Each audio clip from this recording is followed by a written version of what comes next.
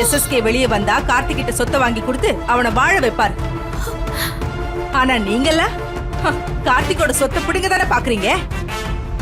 நானா இருந்தா வக்கீல மட்டும் இல்ல, உங்களையும் சேர்த்து கடத்திட்டு எஸ்எஸ்கேவை வெளியே கொண்டு வந்திருப்பேன்.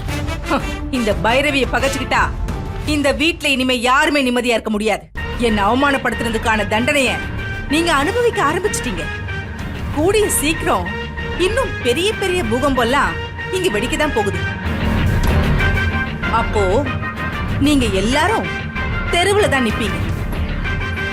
அண்ணி, நீங்க வடை பாயாசம் செஞ்சது இவங்களுக்கு இல்ல, எனக்கு. ஏன்னா இப்ப நான் தானே ஜெயிச்சிருக்கேன். போங்க, போய் பாயாசத்தை எடுத்துட்டு வாங்க, நான் சந்தோஷமா சாப்பிடுறேன். என்னடி சொன்ன?